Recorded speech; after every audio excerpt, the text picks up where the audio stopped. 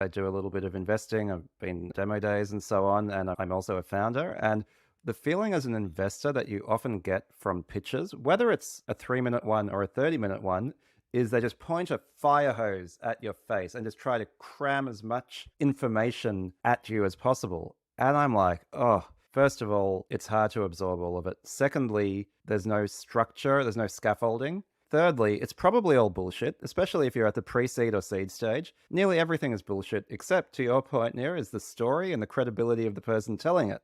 If you're at a startup, you know how essential it is to preserve cash.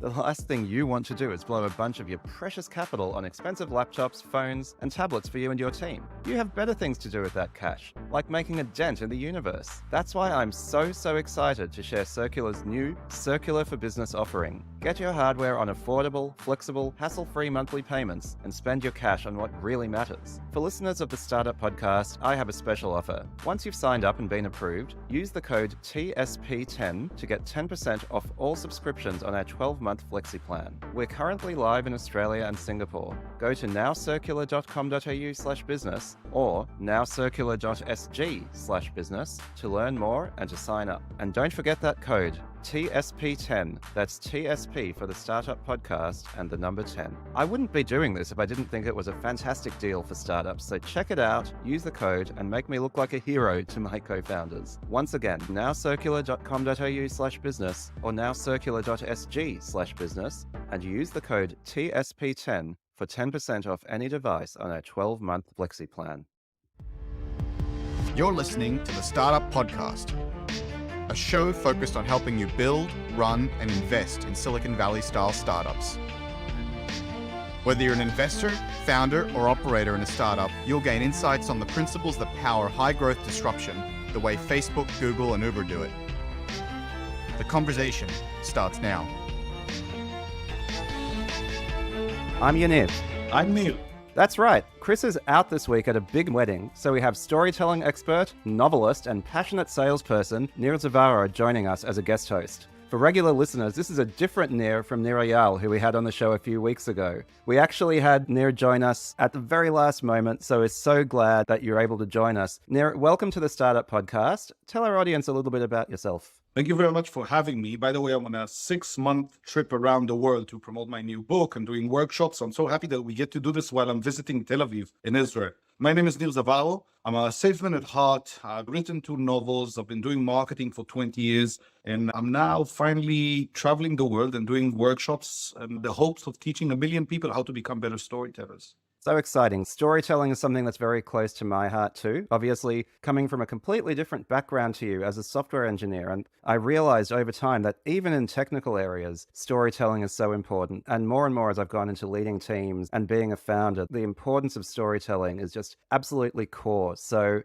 really excited to have you and dive into this topic. Now, I know you have a book, like you mentioned, coming out in September. It's got a great name. It's called Fuck the Slides, which I love. Thank you very much. You use the word storytelling, right? Everybody knows the buzzword storytelling. We're all storytellers. It's the way we communicate. There isn't an option where you're not a storyteller. Now, we can define how good or bad you might be, but you are, in fact, a storyteller. Now, what's interesting is storytelling is the skill we do the most, yet practice the least. If you could be a better storyteller, most probably you would get more done. Features would be explained better. So many things would become easier. And Fuck the Slides came to be because I was working with startups. I couldn't understand what they do. And then I went to the demo days and they were not interesting. They were not inspiring. And I said, whoa, they're disrupting the world. They're going to change everything. But they sound at the level of a freshman year college student where I teach. And they're asking for $10 million. That's weird. And when I started to see and understand how they do it, I noticed that everybody does the same thing. We all put all the emphasis on how it looks. We don't like to write it down because it's a commitment. We're afraid of it. There's so many different things. So what we do, we design slides, and the slides are amazing. So working with startups on marketing and starting to work on their messaging and understanding there's a bit more of clarifying problems. I don't understand what they do and how they do it. We said, wait, so of course the stories are not interesting. And of course they're avoiding them because they cannot define what they do. And I said, you know what, let's forget the slides for a moment and let's define, let's write. And they said, yeah, no problem. They went back and came back with slides. And then I said, you know what, fuck the slides, no slides. I understand you need them. Let's write a good story. And that led me to a 2-year journey of defining what is a good story for startups and then learning that it works for almost everyone pitching. A few things that you said there really resonated with me. So the first is the beautiful slides. They're sort of beautiful and empty, right? And it can be very easy. You see like every startup pitch deck, every presentation at a big corporate, it has beautiful visual design of the slides, and yet so little thought going into what you're actually trying to tell. And I nearly now see it as a bit of a power play when I see ugly slides, because I'm like, you are confident enough in the actual content of your slides that you don't need to make it look pretty, because you know that the actual story you're telling is compelling. And I believe a couple of years ago, the original pitch deck that Uber used was doing the rounds, and I think it was using the Google Slides default template. It was so ugly, but it didn't matter because the story was good. Uber and Airbnb are the ones I mentioned in the book because we all know the Uber and Airbnb. They work. You get it. The problem is you don't know what they said in the meeting. That's the key thing. So the other thing I was reminded of as you spoke is, of course, the famous Amazon culture, right? If you read the book Working Backwards, and you know about the famous 6 pages and the PR FAQ. And the PR FAQ is a lot like what you're talking about, Nir, is start with the story. Figure out what you're going to be building based on the story that you can tell about it. And Amazon bans slides. So they're like, fuck the slides on steroids, because they're saying slides are a crutch. They are a way of presenting bad ideas as good ideas. And so we're not going to have them. You go into a meeting, someone has the slides, they look at them, they talk, then they go to the next slide, they talk about them. Most of the time they'll read pieces of the slides and there's a discussion. Now, take away those slides and ask you, is your presentation ready? You'll say, not exactly. And then what happens, they need to wing it. They need to improvise what they're going to say. So, for example, have you heard of a concept called fuck up nights? Yes. Great. So I was invited to do fuck up nights. In September, I did fuck up nights in Bulgaria. I was a guest there. There's 250 people. And 5 minutes before we start, and I'm the last speaker because they do it in Bulgarian, I do it in English. And 5 minutes before, they call us and they say, hey, listen, we're having a problem with the screens. We're like, okay. So the option is we fix the projector and hope it works. It'll take 30 minutes, or you guys want to do it without slides. Now, most people will panic, right? What am I supposed to say? And we're like, yeah, sure, we'll do it. And it was amazing. Now, if I take your slides away, and again, I understand startups they must show slides. That's okay. But we need to work on the story first. So what happens? The slides, as you said, they're not just the crutches, they're the basis for everything we work on. And that's where we're making a mistake, in my opinion. Because if the spine is the slides, we don't know, we don't control. How many people have you seen present? They come off stage and ask them, hey, how was it? They said, yeah, I think it went well. Yeah, I think it was good. But they don't know.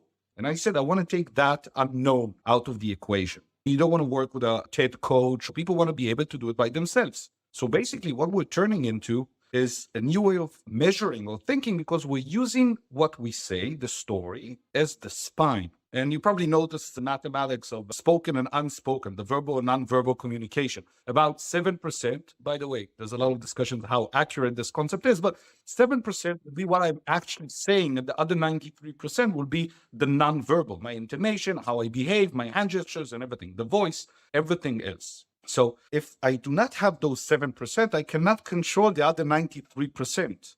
And that's the basis. From there, we take it onwards.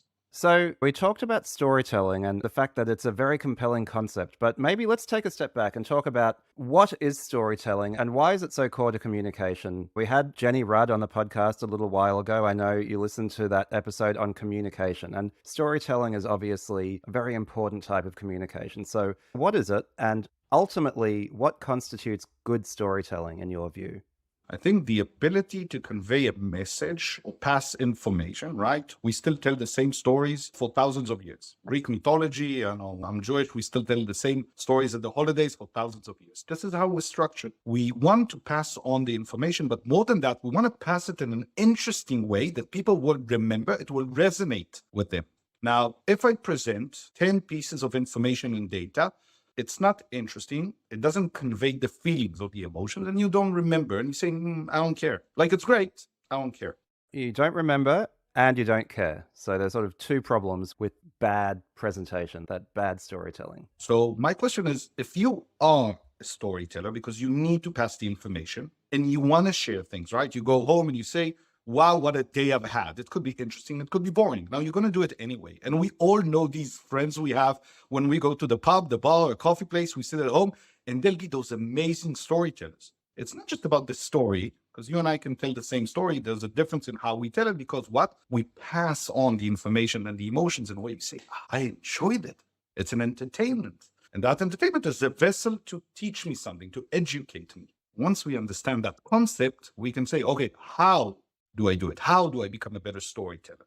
This is the Startup Podcast. So, we wanted to talk about storytelling in general, and then a couple of really key types of storytelling that are important in a startup context. And what is more important than pitching to investors? Actually, there are some things that are more important, which is providing a great experience for your customers and for your users. But from a presentation point of view, from a storytelling point of view, being able to raise capital is so important. And investors are, in my view, I'm sure you agree, they are far less rational, calculating creatures than they think they are. It's very much an emotional aspect. And then you mentioned demo days, right? Demo days are a particular type of investor pitching that is highly compressed, which I imagine is where that art of storytelling has to be at its purest and at its most pared back, where you say you have 3 minutes. My startup was in Y Combinator. We got 1 minute. It's incredibly condensed. How do you get people to feel a certain feeling? How do you get people to walk away with a certain message, to remember you and to care about you in just 1 minute or just 3 minutes? It's really tough. So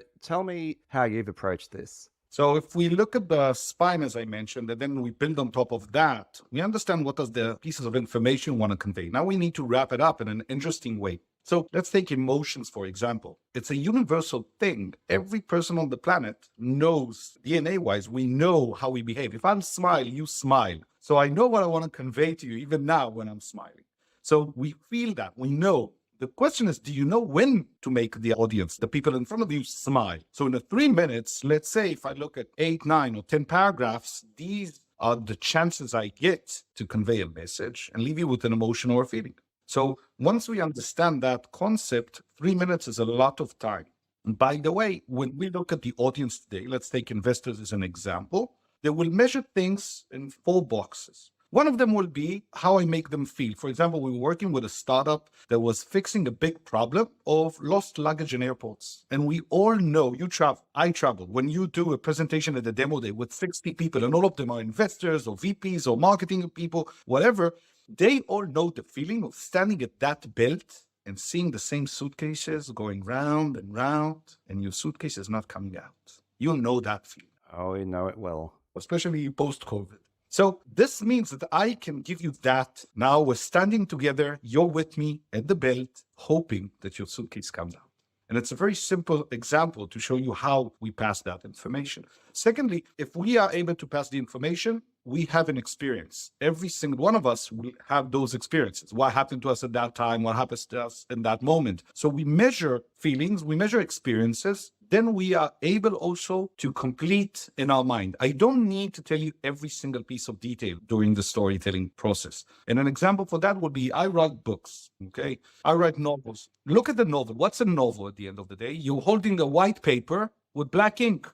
You, the reader, are completing how the dragons look, how my city is, the ships, the boats, 20,000 miles under. Like, you are able to imagine. So I need to leave enough gap for you to imagine.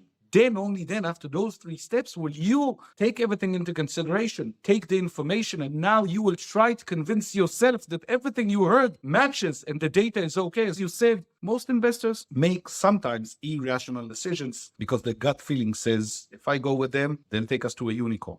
Yeah, it's funny. Something that you reminded me of is the way compression algorithms like MP3 work. They're called psychoacoustic, right? And basically the way they compress the music is they know what hints to leave in the music so that your brain reconstructs the entire tune. And so it's not in any sense a compression algorithm like the type that you use for zip files. It's based on the human brain and how it works and how it processes audio. And I think what you're saying is it's the same thing when you're telling a story, that by doing something small, you can create this whole image, you can create this whole feeling in someone's brain. And that's a very powerful skill if you know how to use it and you consciously make use of that skill.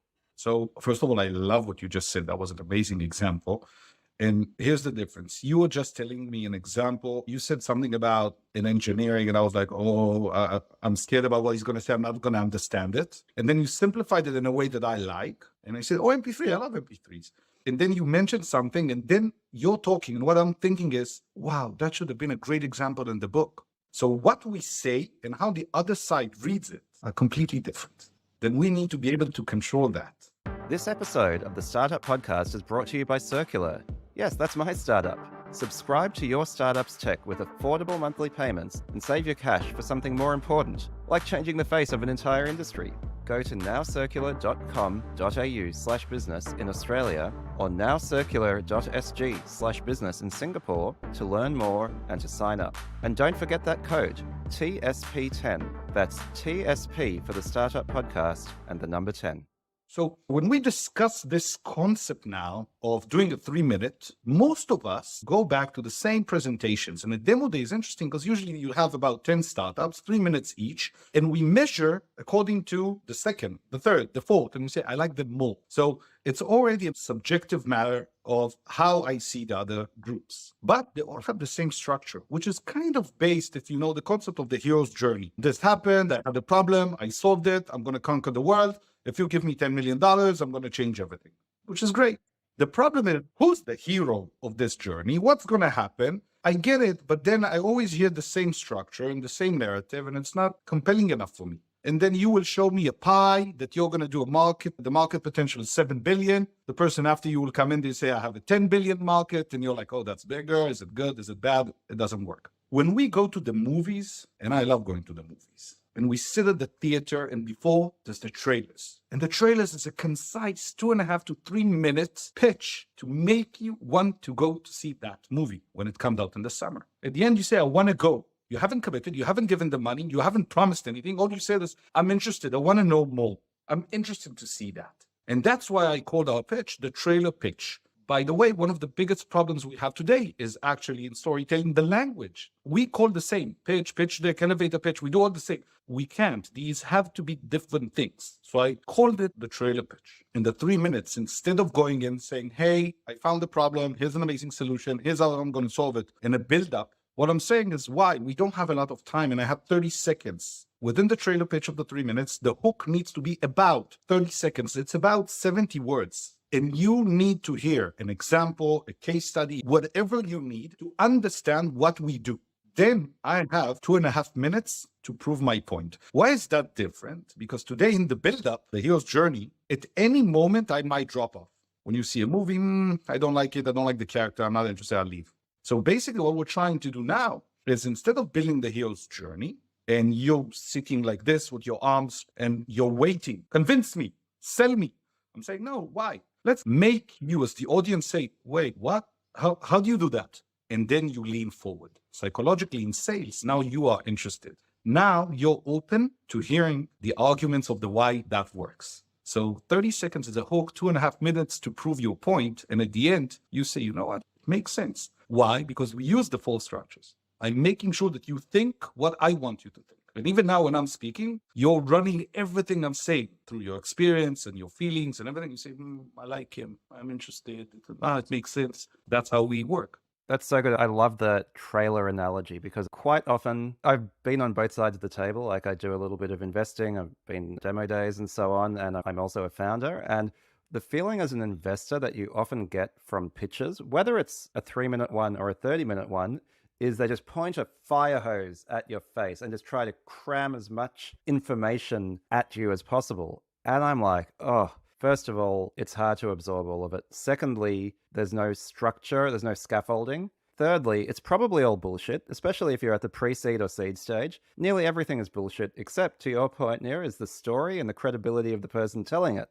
And so it's so frustrating. And whenever I advise founders, it's nearly always the same thing. Like I could nearly have an autoresponder where they like send me a deck and like my feedback is it's too long and there's too much information in there because I've never seen one that isn't like that. What they're not trying to do is create a feeling. They're not trying to create an impression. They're just trying to put the entire smorgasbord in the blender and then they're trying to shove it down your throat. Why? Because they don't want to miss anything. They want, as you say, they throw the spaghetti on the wall and they hope something sticks and you will give them money. But if I say, you know what, can you explain to me in 140 words? By the way, you know the word, I assume, blurb. We use it a lot here. Send me a blurb, give me a blurb, tell me a short blurb. It became like the modern elevator pitch, if you want. And when I teach today and ask them, what do you do in one sentence? That became the biggest spiel I had for the last 5 years with startups. In one sentence, can you tell me what you do? And they start arguing, the founders. And you say, wait, you guys raised money, you've been working together for 3 years, and you can't tell me what you do. And in the workshops, I teach them how to do it in one sentence, and people, their minds go crazy. They're like, wow, so this is what we do. And why is that important? Because then it drops everything around. It's not relevant. It helps us focus. It helps us focus the audience. It helps us focus the product. If it doesn't fall under that category, it's out. Now, what we do and how we do is where most founders get confused, right? We do a marketplace algorithm based on a blockchain to do machine learning AI. No. This is how you do it. This is the under the hood. Yeah. So the basic for a good, concise storytelling is that everybody needs to understand what you do. And then we use the concept of dumb it down. You're an engineer. You can have a completely different conversation with someone, with another engineer, a fellow colleague, than you can have with me. I don't understand. And I meet startups in so many complex things, in so many different industries. I don't know their industries. I will never know what they know. I need to understand what they're saying, comprehend in my marketing brain, to teach that to my team here. So we teach how to dumb it down into 3 levels. If not, I'm out. I'm not interested. Now, the problem is many times founders go into the meeting, 30 minutes, it doesn't matter. Maybe they're not throwing all the details, but the way they speak makes me feel stupid or dumb. And the problem is with that, I don't like you for making me feel like that. So I'm out, even if your product is good. Yeah. Subconsciously, I don't feel good. And that's what we call gut feeling. I don't know, it doesn't feel right. I'm out. Just as you're speaking, I'm reflecting on times where a pitch has left me cold because I feel dumb, or I feel that they're not explaining it to me in the way I would like to have it explained to me. So much of this comes to knowing your audience. Going back to what we were talking about a little bit earlier, right? Where if what you're doing, and I remember on the previous podcast with Jenny, I talked about this as well. The magic of communication is you get to change what is in other people's brains, and in return have what's in your brain changed as well. But I think what you're saying, that extra layer of nuance that's really valuable here, is the way to change what is in people's brains has to take consideration of what's already in there. What do they want? How will they react to what you say? Because in the end, what you say is less important than how that is received and incorporated into that person's mental and cognitive state. And I think when you talk about knowing your audience, that's really what it's about. Understand them so you can understand what you need to tell them to get them to think and feel what you want them to think and feel.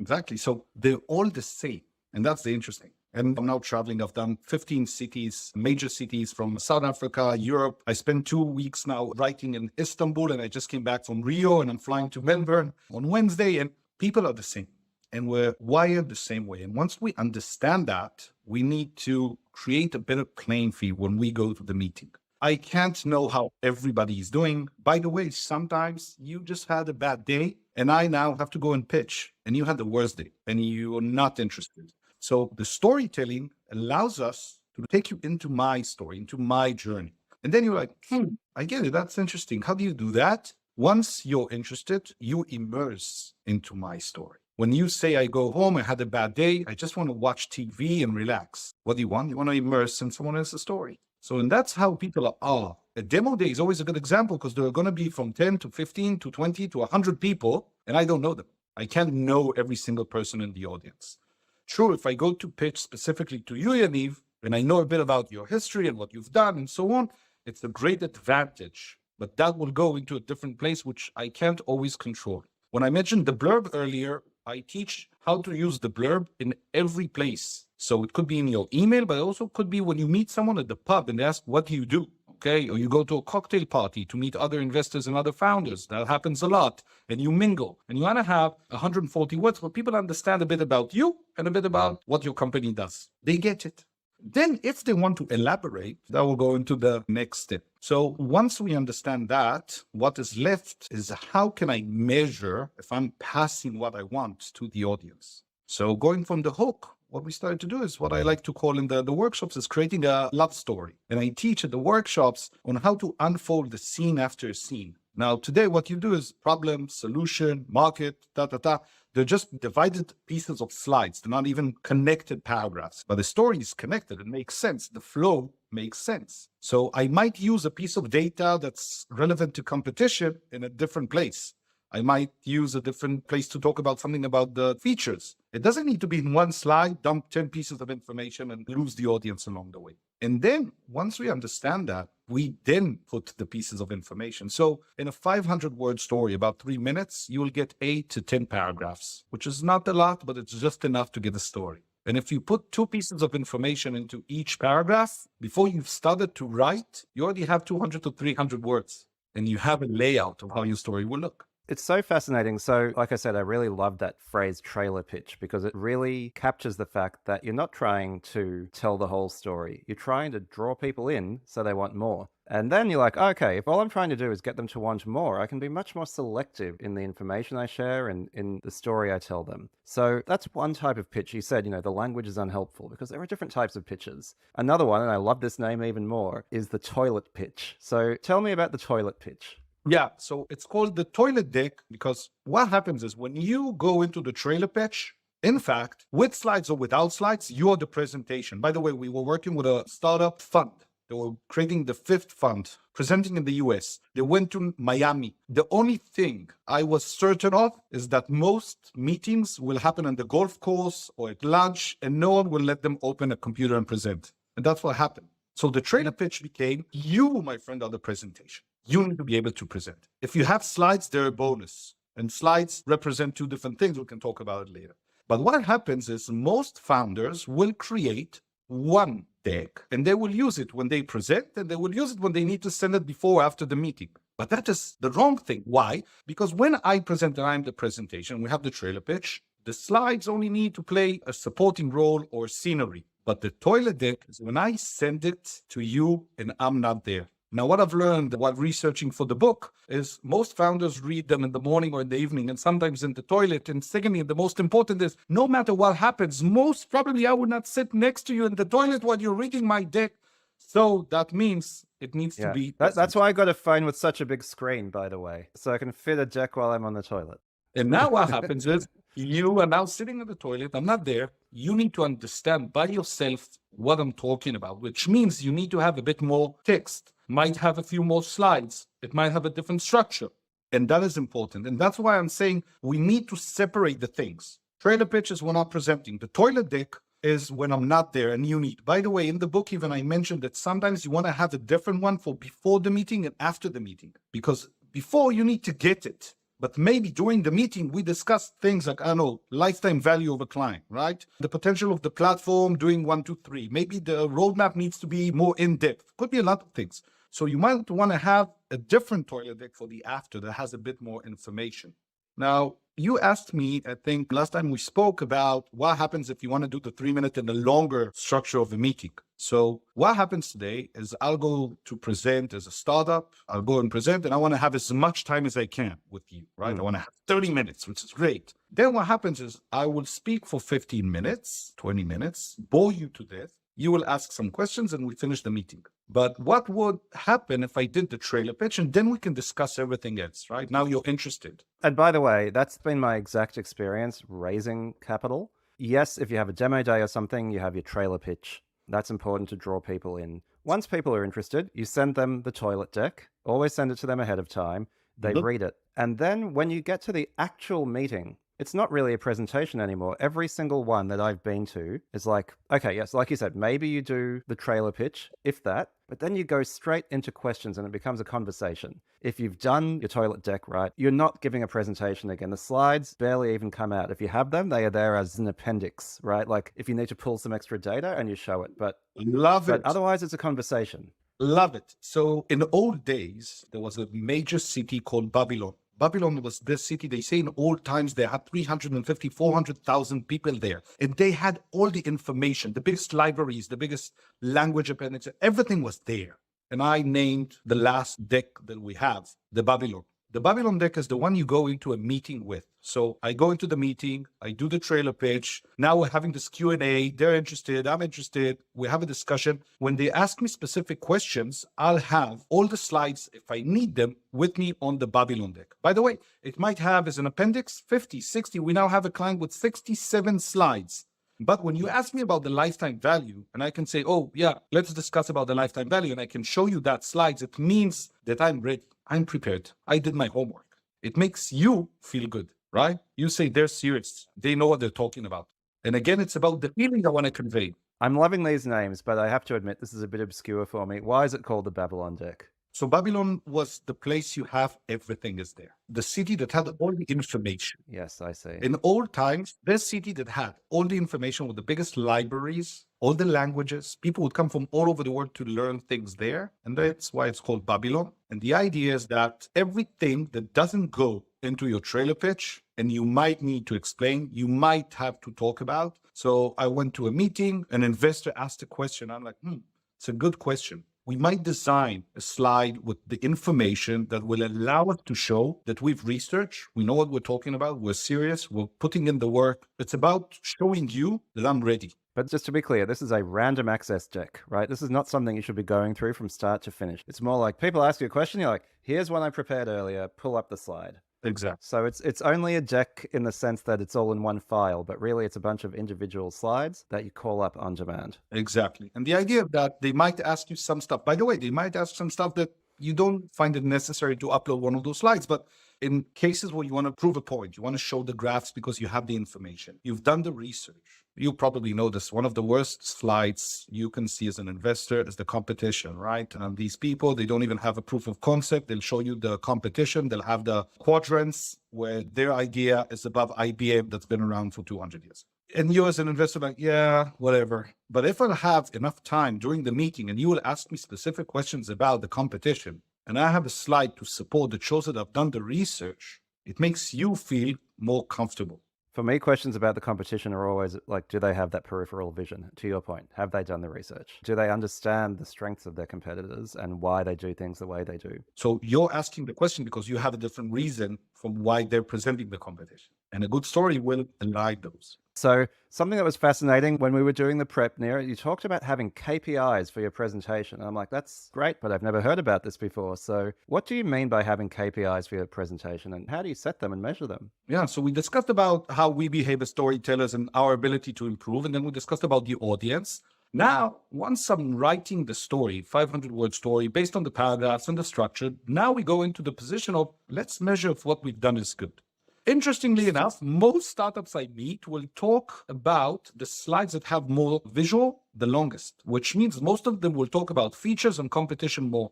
Now, how weird is that you go for 3 minutes to talk and 15% of your time will be wasted on talking about your competition? So we measure the length. So how many words do you use and how long each paragraph will be?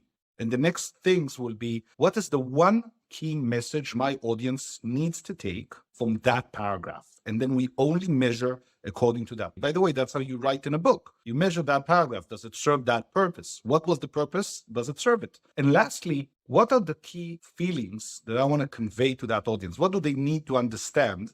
And how do I want them to feel? Are they happy, concerned? Do they understand that asking that money is a risky move or not? Once we add those feelings, we can measure if that paragraph is good. Now, when I show that during workshops, people are blown away. Why? Because you understand feelings. You know what you wanted to say. So you understand the key message. And word count, it's the easiest thing you can do. Once people understand those three things, we are able to say, is that paragraph good or not? Now, if you remember, I was explaining the spine. So the 7% will be what we've written. The 93% will be about the key message. Now, if I want to, for example, tell you, let's say, the product we've built will fundamentally change how everything in the world works. Or if I say the same thing, I'll say it will fundamentally change everything.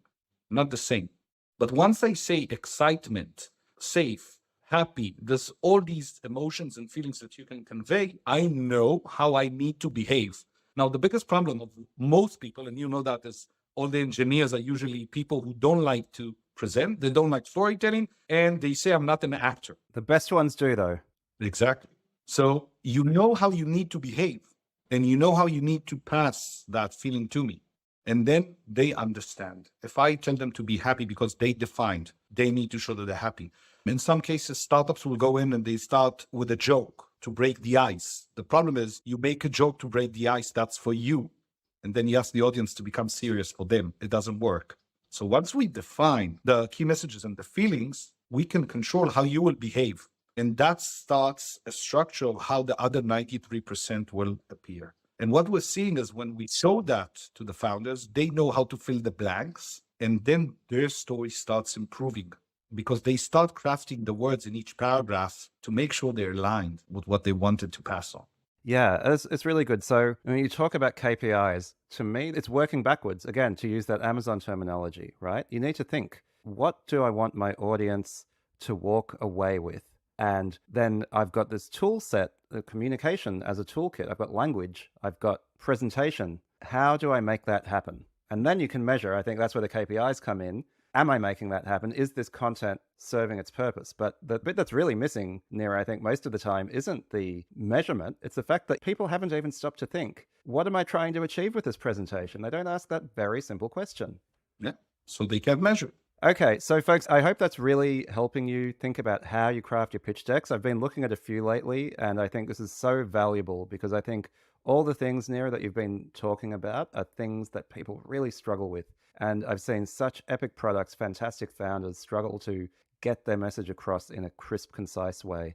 And the solution that they come up with is always the same, right? It is, let's add more and more content and make it look more and more beautiful. That never solves the problem because, it's like you're marching to the north and the enemy's to the south. So you're never going to get there. The concept in the book is the best sale is a no sale. Don't sell me. Open the door that will lead to the relationship that will lead to the sale. Soft sell is the best sell, right? So there's another topic that I thought we could cover a little bit more briefly, but I think, again, so important to, well, really every organization, but even more so in startups where time is your most precious resource, which is meetings. I've never met anyone who's like, I'm satisfied with the number of meetings that I have. They're always too many, too long. And Nir, you've got some thoughts on how people can run their meetings so that they are shorter and more efficient. So tell us a little bit about that. Yeah, so what I've learned in the last couple of years is if we took the same concept of the trailer pitch, you go into a meeting and you have 3 minutes. The first 30 seconds, you explain to me the feature, the need, everything. I understand what you're talking about. 2.5 minutes to prove your point. And at the end, like in a startup, what is the one ask? If not, usually we go into meetings, you'll present for 15 minutes, we'll start elaborating about this, and this is good and not, it doesn't work. But if you worked at home and prepared everything before, by the way, we ask people today to approve the text that they're going to say with their boss. So not only are they exercising and improving, they're communicating with their bosses about what could be the solution for that problem. And then after those 3 minutes, we do in a very structured manner, 2 minutes of each person explaining what they think. And then in the end, we wrap it up and we close. Basically, 4, 5, 6 people are going to have a whole meeting with a decision because we know what we need to discuss in about 10, 12, 15 minutes. There's a clear ask. That's very important in a meeting. And then everybody gets a timer. 2 minutes, tell me what you think. And then we're done. So this is specifically for decision-making type meetings, I assume is where you're talking about, where you need to get to a consensus. And I do agree that those are the meetings that are the most likely to go way over time, to feel fundamentally unsatisfying. You want to take a sales meeting? Let's take a sales meeting, okay? You go in, I don't know how it is in Australia. Usually in Israel, people come in about 10 minutes late. They will talk about the heat, the humidity, parking, and then we jump into the meeting. In a good sales meeting, I'm less interested about talking, I'm listening, I'm asking the question, and then I'll go into a 10, 15-minute rant about my business, why you should hire us, what's important, and so on. Turn that into the trailer pitch. Make them say, this is exactly what we need. And we've been doing this for years. And then go back to what you mentioned, the Q&A. I have the answers to everything. And then the ask is timeline, pricing, and so on. But this is how you're going to feel if you work with me. And we turned it into 45 minutes. So Nir Zavaro, it's been a pleasure having you on the podcast. If people want to connect with you or learn more about what you do, or maybe even work with you, where should they go? So I think nirzavaro.com is the best. Secondly, Zavaro on Instagram is where you can follow my journey traveling around the world and teaching. And I would love to connect with people, which is always great. And lastly, we're about to launch a new platform called Stuk.app, which is basically a story and a hook. We're going to teach people how to do the whole methodology of fuck the slides on a platform, and the structure, the measuring, and then they can share their slides, their pitch decks, their trailer decks, and everything else. I think you will like this because we started the episode by you mentioning Nir and seeing that we both have the same first name. I never liked my first name, Nir. As a kid, people called me by my surname Zavaro since I was about 6. I never liked my first name. But when I was trying to find a name for the platform, I stumbled on Stook and I said, oh, that's cool. And I look it up and what does it mean? And apparently after you harvest the fields, right, and you take everything and you tie it together, that's called the Stook before they pick it up. And Nir in ancient Hebrew means harvested field. And that was the Whoa. first time I realized why that's my name. So that's what I want to do in life. Okay, that's deep. What a fantastic way to end. And of course, you have your book coming out in September. So one last time, what is the title of the book going to be?